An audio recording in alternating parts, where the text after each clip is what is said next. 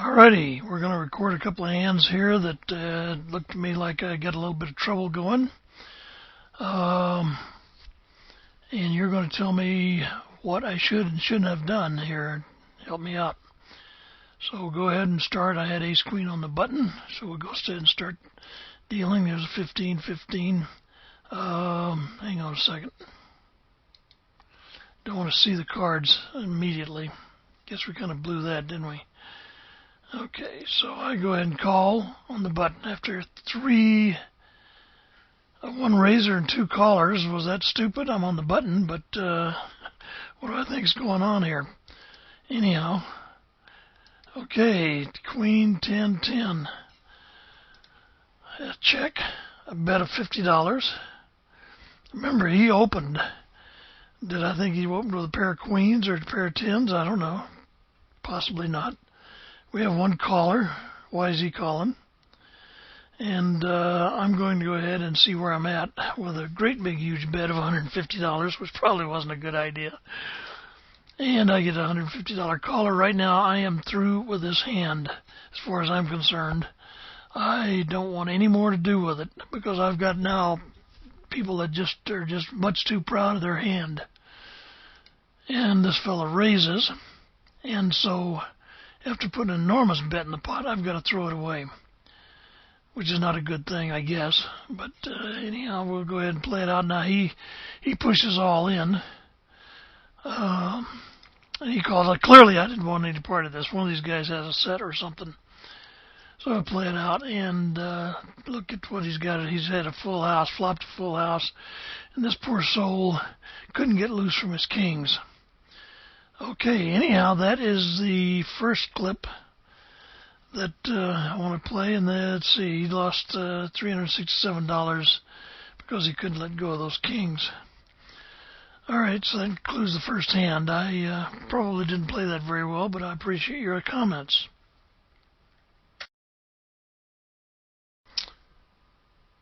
Okay, here we have a second hand that gave me some trouble, and again, it is ace-queen. And this time I'm at the cutoff, and let's go ahead and play this out and see where things went awry. Obviously they went awry, or I probably wouldn't be playing it for you. So let's go ahead, and I raise it up a decent amount on the cutoff, and I get one caller who has called, and he's calling out of position, so not sure what that means. Flush draw comes on the board. He checks the flush draw. There's the only thing I see. Possible straight draw also, anyhow, unless he flops some pad hand. I need to get shit of this, so I push a $20 bet. He raises me. Not sure what to make of that. It's a min raise. My very next thought is that he's on a flush draw. That's all I can see right now. And unless it's unlikely, you'd have to have a 3-5 to have flopped a set. I mean a straight, and 3-5 to a raise like that is not likely. Most likely is suited hearts. So let's go ahead and act accordingly. And I raise it up. Oh boy, now what? Okay, the next thing I'm thinking is set. That's all I can think of is set. But he's empty. And it is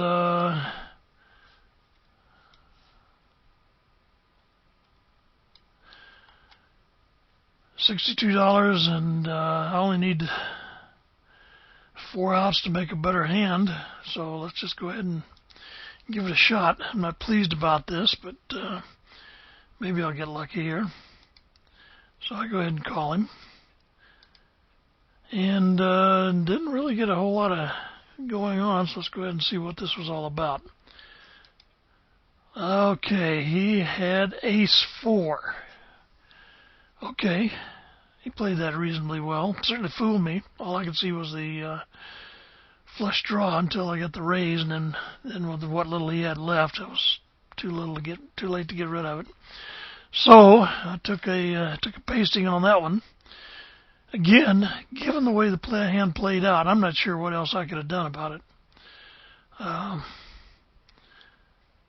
When he came over the top, clearly I knew I had a problem. The min raise just, to me, looked all the world like a flush draw. So the last hand I put him on was ace-4 after he calls a big raise like that. But this is party poker. So, rebuy, move on. I'd appreciate any input, any insight that any of you guys have. What I could have done to save some money here, I don't really think I could have, but I am open to suggestions. Anyhow, thanks for watching. I certainly appreciate your comments.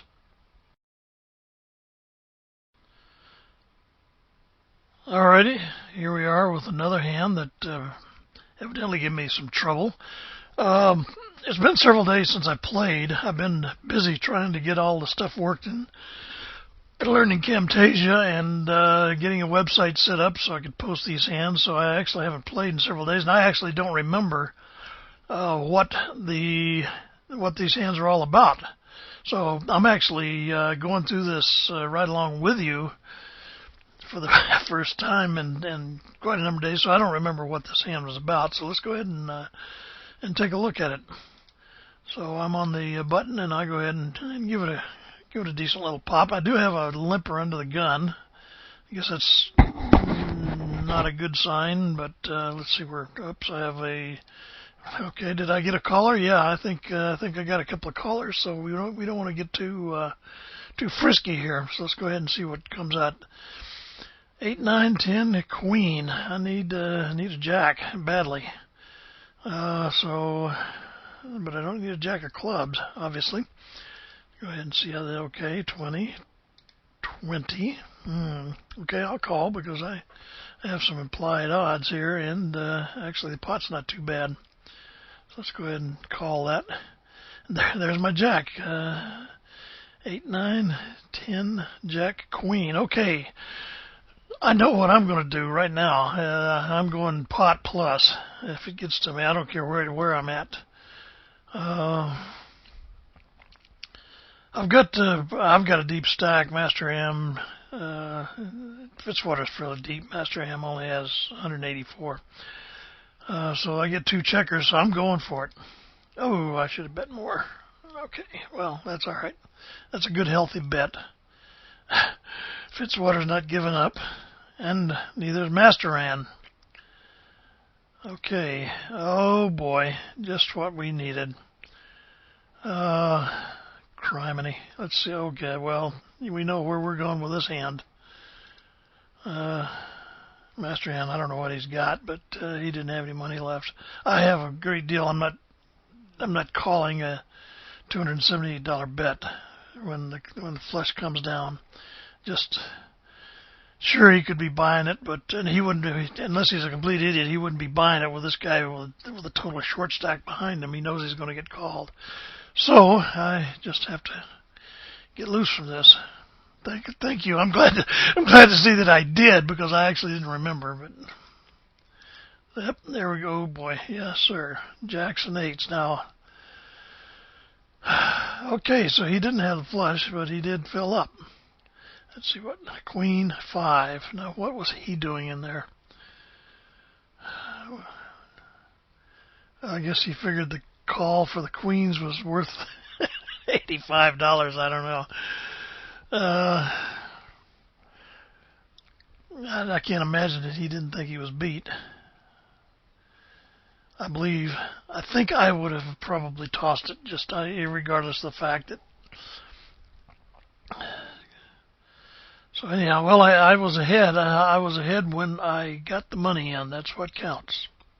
That's not true. That's not true.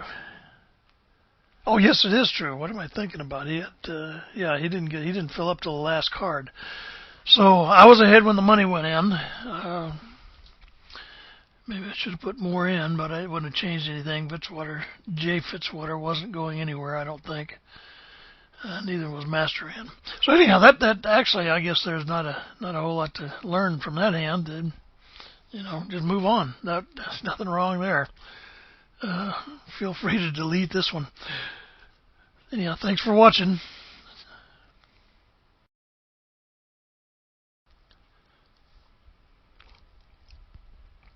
Okay, here we are again with yet another hand that I truly do not remember. This is obviously a different table because now I'm sitting down here. Anyhow, in case for those not totally familiar, this is Poker Tracker. This is the replayer in Poker Tracker. You get your hand histories and you replay them and see how you could have done better. The best $50 that I ever spent, I can tell you. Anyhow, let's go ahead and see how this one plays out. Here I'm in the big blind, and I post, so let's go ahead and I've got ace-king, which if it's limped to me, or maybe even if it's raised to me, I'm probably going to raise it. But let's see what happens here, because I don't remember what I did. So I have one limper, I have two limpers. Okay, LLJJ on the button likes his hand. So I think I'll go ahead and just call that and look for help. Glad to see that I actually did that. Okay, we got nothing going on here. Okay, I'm under the gun. $54 pot. Probably, if I'm playing this today, right this minute, I'm probably going to limp, but I don't remember what I did. I'm not sure what to do here. I'm going to go about $35, I'm guessing. Nope, I limped. Okay, okay, let's see if I check raised or what I did here. In this case, I'm just going to call. I'm pretty sure I just called. Yes, that's what I did. And look for some help. Didn't get much out of that. And we both check around. And I get a king-high flush, which is pretty good, but doesn't thrill me because he very well could have the ace. So I'm going to bet a $35 bet, and I get raised, so I can almost bet my firstborn right here that he's got an ace of spades. And I'm just going to call, and in retrospect, I should have checked it to him. But let's see what he's got. And sure enough, there it is. Once I was raised, and even though it was he didn't push or anything, I was pretty darn sure he had the ace of spades. And in retrospect, obviously I should have checked because I only get called or raised if he has an ace of spades. Otherwise, now that's not true. If he had a queen, 10, he would have called the 35. Even a 9, he would have called 35. So actually, I could have probably saved myself the $40 by not calling because I knew what he had. Anyhow, you tell me what you would have done in a case like that. And as always, thanks for watching, and look forward to your comments.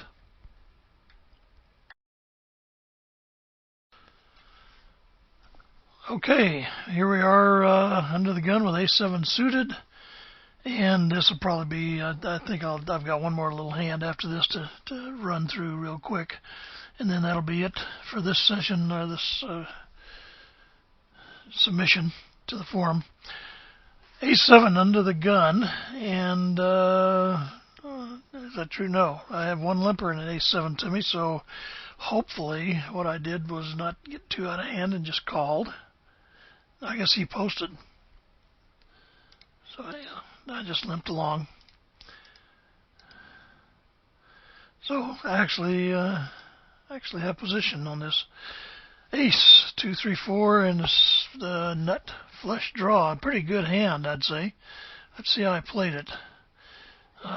Shuby bets out, and he bets out. Now, if I remember correctly, I think I actually did raise this fairly nicely.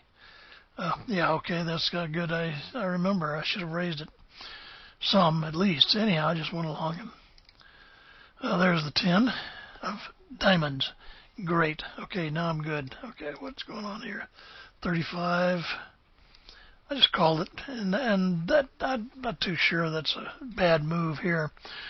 because I'd actually like to bring Shuby along too. Right now I've got the best hand, no doubt about it. That can change if the board pairs, but right now I've got the best hand, and I'd like to string them along for a little bit. So I don't have any qualms. I think this is the way to play this one. Okay, so okay.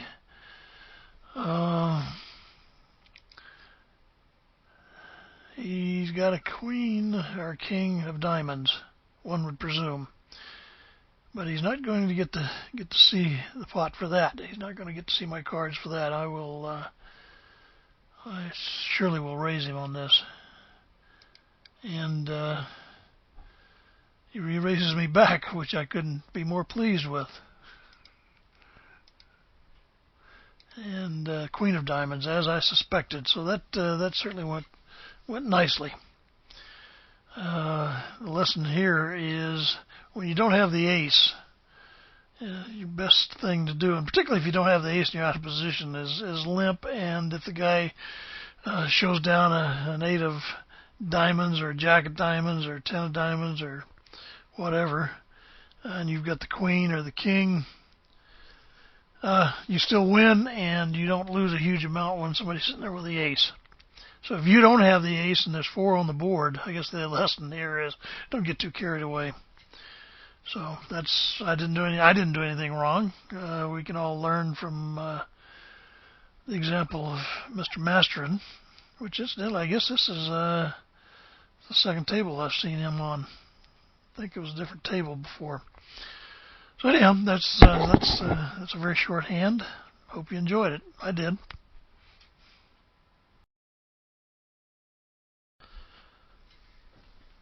Okay, this is I think this is the 6th hand that I've done this series. I'm going to do maybe one more, and then that'll be, I've probably bored everybody half to death by now anyhow.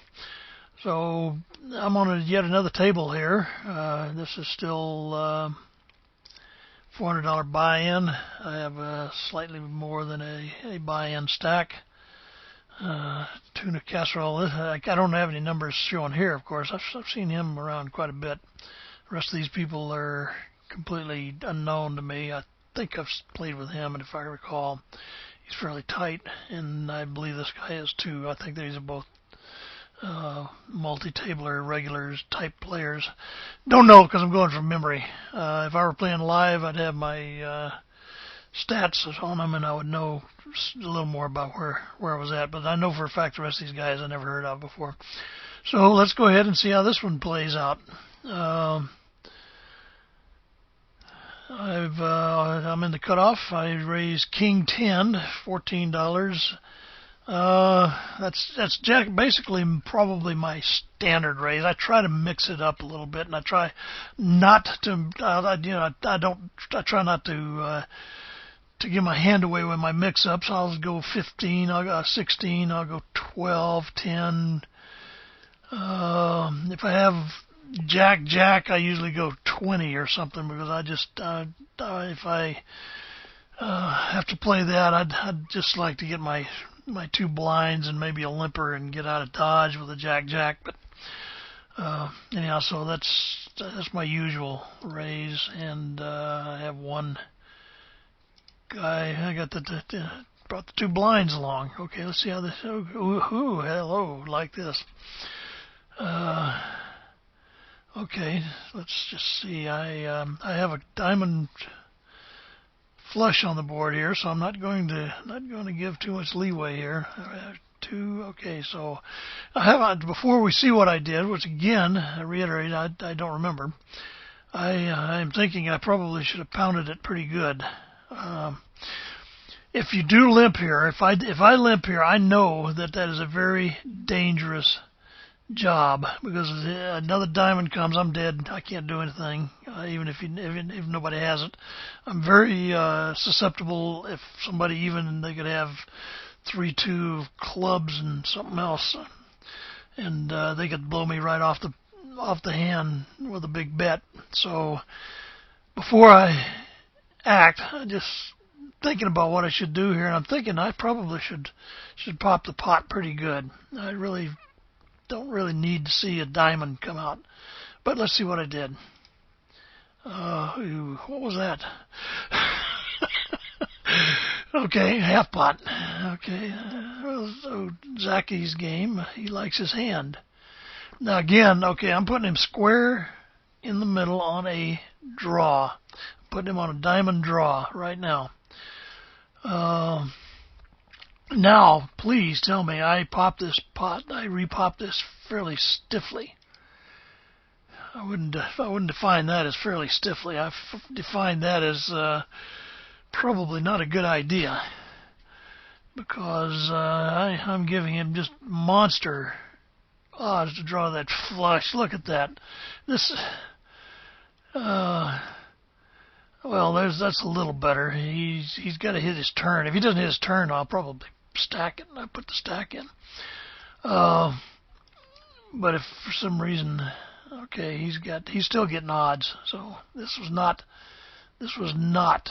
a good play on my part. Excuse me.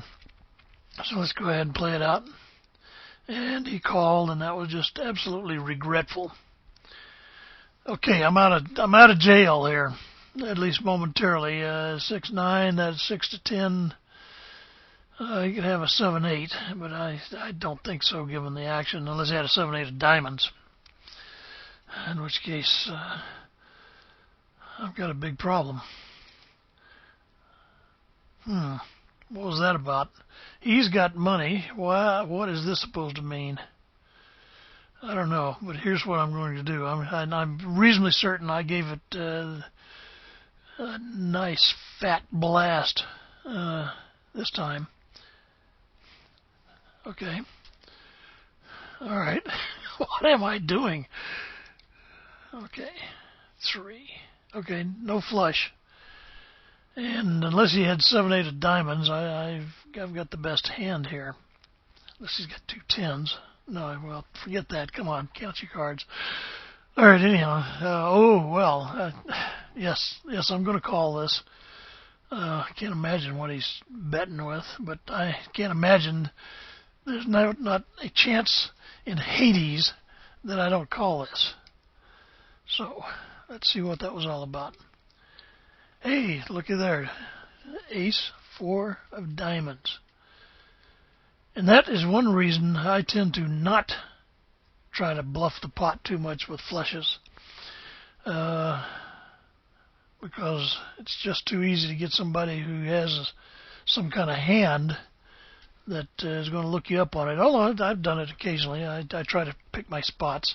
So, clearly, this hand had a much better outcome than previously. Again, I'd go through this with the replayer 2 or 3 times and try to just make sure my thinking was clear on it.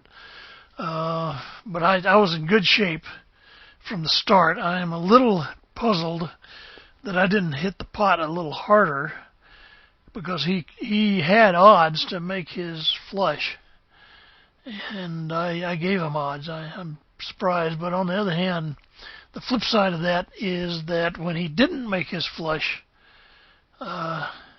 he tried to buy the pot, and of course I love that. So anyhow, you guys can take a look at this, and my critique of my play on this hand is that I gave this guy way too much opportunity. But that's my thinking. It turned out okay.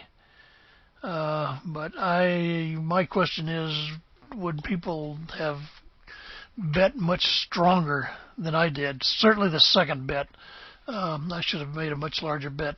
When he bid his $49, I should have come on back with maybe $249 or something.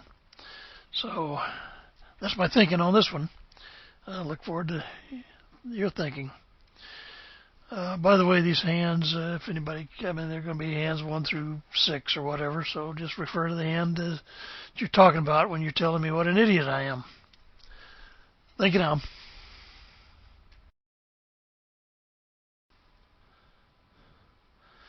Okay, here we sit. This will be my last hand. I thought I would end it on a high note.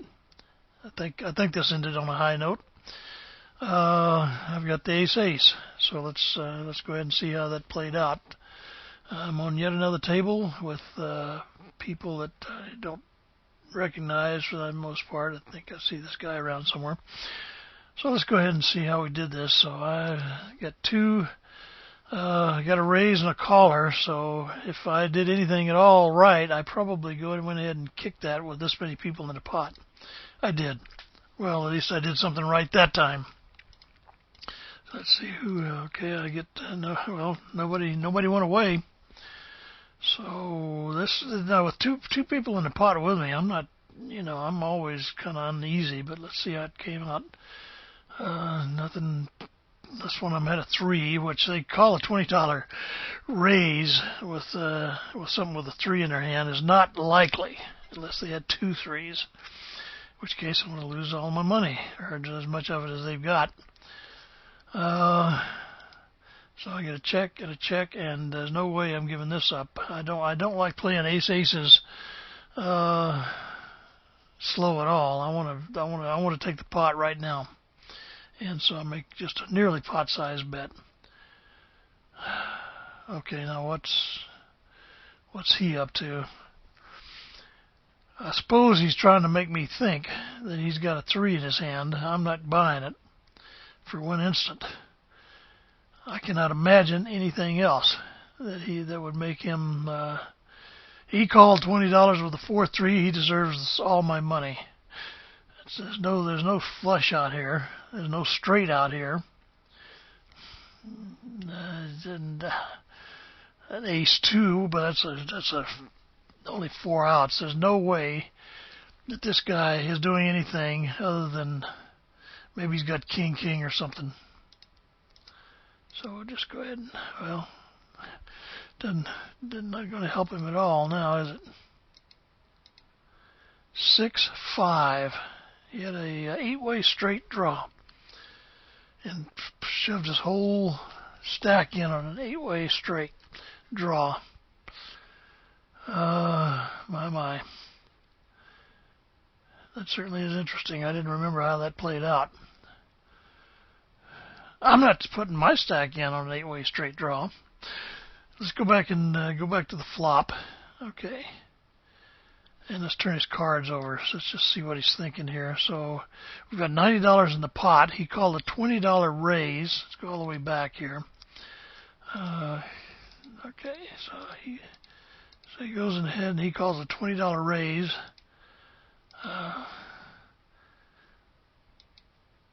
And now he's got 3, 4, 5, 6. $90 in the pot. I don't know what he could be thinking I had. I've got a big pair. He's got to know that I've got a big pair. And he's got to know that I'm not going anywhere. He doesn't have anything. He didn't have a 3 in his hand. I couldn't imagine. If he did, well, good for him. So, anyhow, that's how that went. Yeah, you all may have some different thoughts on how that went. There was no way that I was gonna leave that just because he pushed. I just couldn't see anything in his hand that had a 3 in it. After he calls a $20 raise, maybe somebody's had some experience that tells them different. I'd be interested to hear it. So anyhow, that's it. I'm gonna go ahead and put this Camtasia file together and post it on my website. All you have to do is click on the link. I'm hoping this works. I tested it at work today on a little short file. Hope it works, and certainly hope everybody enjoys it.